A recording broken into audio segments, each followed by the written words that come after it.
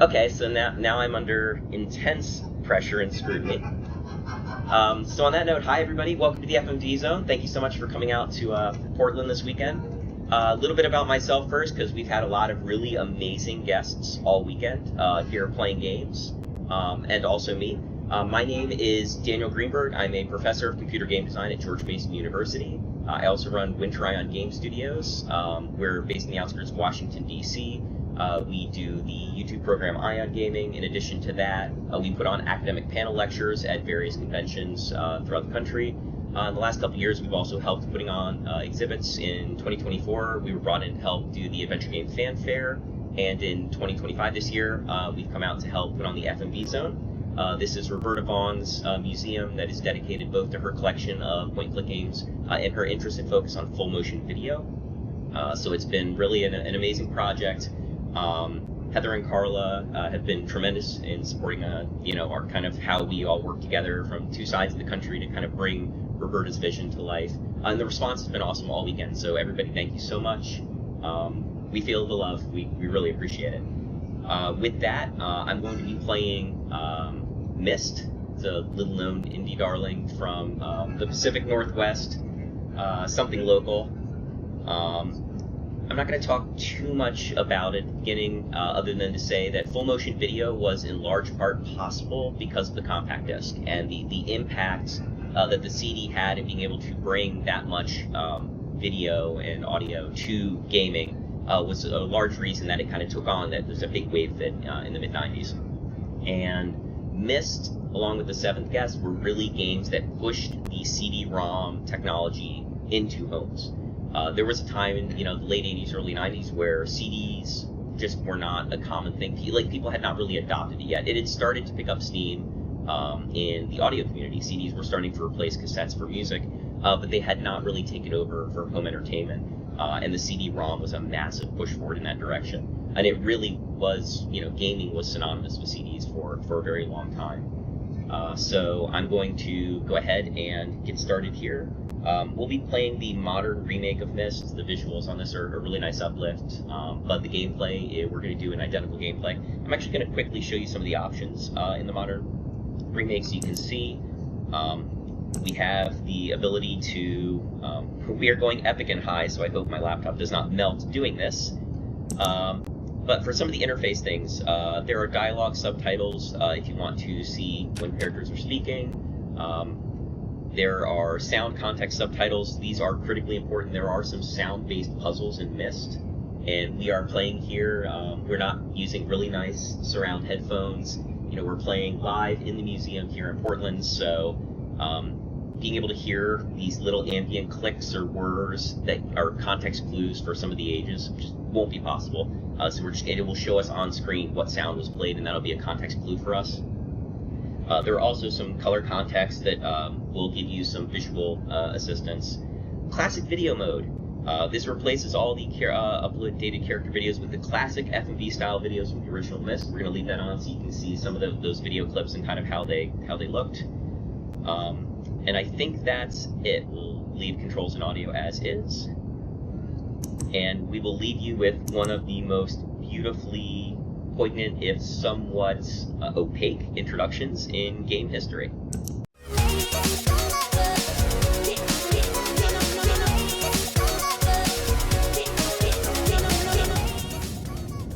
Clear our autosave, and we're going to use the classic puzzles so that I can get through this.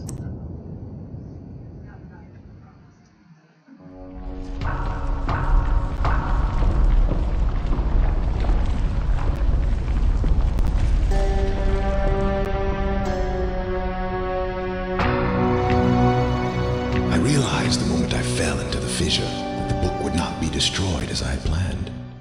It continued falling into that starry expanse of which I had only a fleeting glimpse. I've tried to speculate where it might have landed, but I must admit that such conjecture is futile. Still, questions about whose hands might one day hold my Myst book are unsettling to me. I know my apprehensions might never be allayed, and so I close, realizing that perhaps the ending has not yet been written.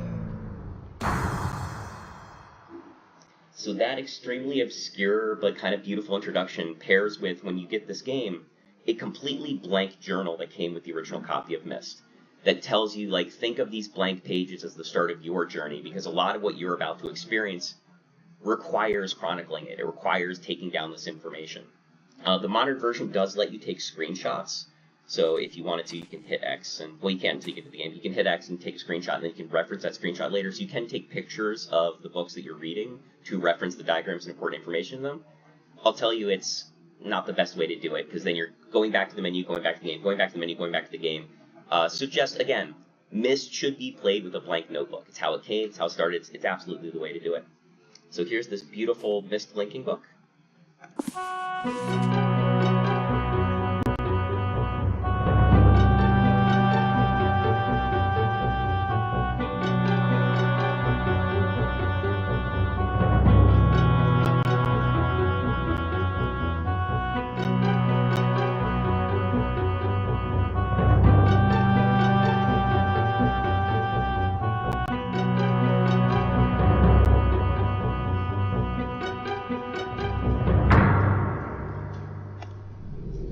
Let's go to the island that befuddled a nation.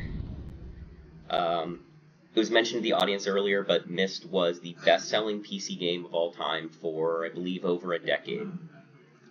Yeah, and a lot of people only experience Myst Island because, as you can see, it drops you in here with no narration, very little idea of what to do. You can kind of look around and see there's this interesting area with a button I can hit. There's this sunken ship. It's kind of neat-looking gear thing. It's very atmospheric. In the original, it was all QuickTime scenes, kind of based on the old HyperCard technology that they'd used. So it was all static scenes, but the traversal's still the same. You kind of wander around the island, see different things to work with. We've got this lovely 3D map, which we can see here is the dimensional imager. Go to topographical extrusion test, marker switch diagram, or water turbulent pool. I think it's set to turbulent pool now. It is. So we'll see what a marker switch looks like. Let's activate this diagram. Well, that's beautiful. Alright, so now we know that this is a marker switch, and that's about all we get initially. So we have this device. So now, in true gamer form, we figure, okay, well, we know what a marker switch is. Let's go find all the marker switches. So we'll run outside. Here's one. Alright, that is not very exciting. Doesn't seem to do anything, but you have two options, and there was a great playthrough that Rand Miller and Eric Anderson did together during COVID, I believe, where they played the game together in a live stream. And Rand said, like, you could have two options, or you can take the philosophy of, I don't know what it does, so I'm going to hit it anyway, or I don't know what it does, so I'm not going to mess with it. And they joke that if you don't mess with things and you don't know what they do, you're not going to get very far in this. So this grave was added in the remake. This was not in the original. This is for Tiana, who is Atris's grandmother. A lot of the details and stuff get filled in with the novelizations that came out afterwards. So I'm just going to keep plunking away at marker switches. I love marker switches. Got one by this lovely 1993 Dodge Dart. And then down here, got the one over by the, tag that one up there, power station. We have this clock here. There's one over there, but we cannot reach it. That will not be a problem for too much longer. Got the one over here. Okay, so I think that's all the ones we can access at the moment. They are not, no. So you kind of have to wander the island and kind of stumble upon all these marker switches. There's some other places we can wander into, like the observatory, the power station, but we'll show those off when we get to those ages. Kind of the first and most attractive thing when you're wandering Myst is the library. And you get the sense that there's a lot of stuff here. We've got this view of the island. Now that we've activated marker switches, there's all these kind of glowing sections on it, so we'll be able to start selecting ages soon. We have this mysterious fireplace. We've got a blue book, we've got a red book, a couple of pictures. This one seems to show a passageway, and this one an open door, and then some books. Most of them seem to be charred out and burned, but we've got some lovely texts here. And these are all given to you with no context, but these are Atreus's writings about these various ages. So here he talks about a dark and gray land. The people had no means of traveling on the water, so they had to wait until they were attacked or visited by friends. They felt the need to kind of help them, so they worked with the people living in this age to give them some protections. As you read through these books, you'll see that there's some lovely illustrations and diagrams. So not only do you get sort of the lessons in history of these ages and the stories behind them, but you also get these clues, right? So there's a left lever that controls power, and a right lever that seems to adjust a track slope or maybe move some gears. You get this beautifully hand-drawn diagram of the mechanical age, the insignia of the black ship. So I guess these are the people that were raiding the locals. And they're wonderful to read through, and I wholeheartedly encourage spending the time to do so, but we're going to try to get through this in 90 minutes, so I'm going to pass on that. So if you touch these books, they're happy to eat the pages you give them. And let's see what's going on in these books, actually. Who are you? Who are you?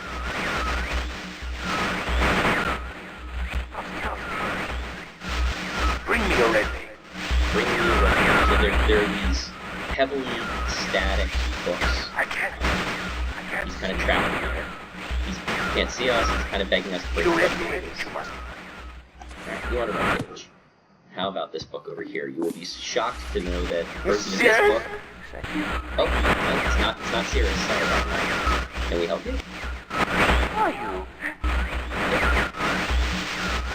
He asks who we are. We are actually the Stranger. The Stranger is an undefined character for all of the lore and world building that Cyan has done over the years. They never really give you much information about the Stranger. Bring me. The only things they've kind of filled in over time. That's loud and static, really, DB. That you are a stranger from, I believe, wandering the deserts of Eddy County, New Mexico in the early 1800s. And that you stumbled upon a Myst Linking book that had fallen through a star fissure. And so you are sort of this unexpected cog in a greater machine that kind of steers the fate of Atreus and his family. With that said, we can look in these books for clues. There's two keys to the ages. The books give us clues on what to do when we're in the age, and then we have to discover some clues here on Myst Island to get to the age. So let's start with mechanical. If I can control this on the... Yeah, it's a little wonky, and the mouse is optical on a black sheet here, so the controls are a little rough. I heard something move, but I can't tell what. We are already set this way. Oh, buzzer. Nope. But if I go over here, oh, sure enough, this opens up. Everyone needs one of these in their house. I highly recommend them. Some beautiful, rich cherry hallway to an elevator. I'll tell you, speaking from experience, elevators are very expensive. Alright, so we'll go up from the library. This is kind of a nice addition. Going from the library to... Where are we now? Oh, so now the music has changed. We get a little bit of a motif switch. We're in the tower. So now we're getting some of the Mechanical Ages themes. So we have this... Alright, let's go up this ladder and see what's up here. One part of the tower will move, so this window gives you an idea of where you're headed for. We get this nice kind of distant view of the gears, so we know that that's where we're going to be headed. And if we go down the stairs, these are not stairs, this is the ladder. We go over here, we get a clue. So we get this nice obscure clue, 240, 221. So it's a time and then some sequence. The good news is we have seen something that involves time. We have that clock tower out on the water. So we're going to leave that nice music behind and head out to the clock tower, because that might be the solution to our first puzzle.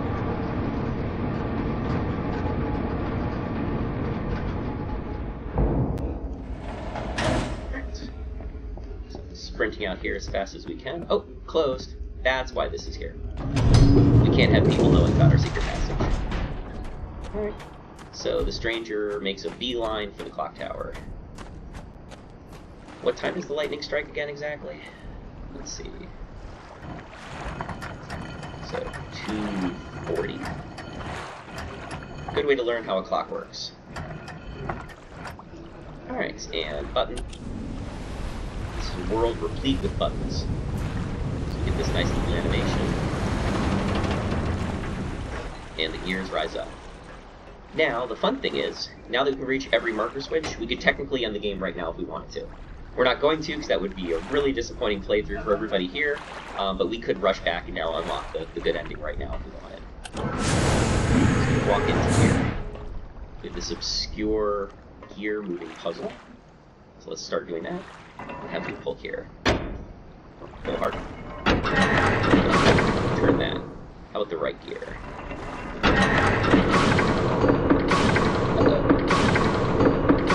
That's not what we wanted. So we can use this right lever to reset.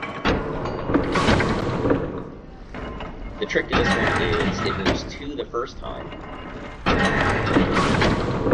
But if you hold it... Oh, I should have held it. If you hold it, it will only move the middle one. So, turn that, and then we turn this and hold.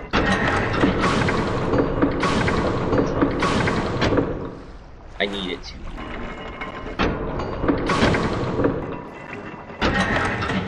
Alright, 2, 2, 1.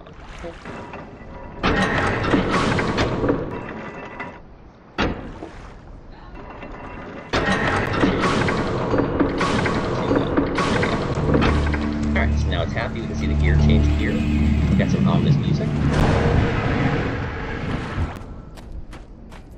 And I'm going to do my best not to peek at the walkthrough that I've got, but I do highly recommend. There is a terrific amount of detail in the original Myst strategy guide. It's well over 100 pages, and it provides both a direct answer to all these puzzles, but also like kind of a neat, almost role-playing version where you work through in kind of a narrative-based version of it. Through this lovely FMV of the Mechanical Age. Let's dive in.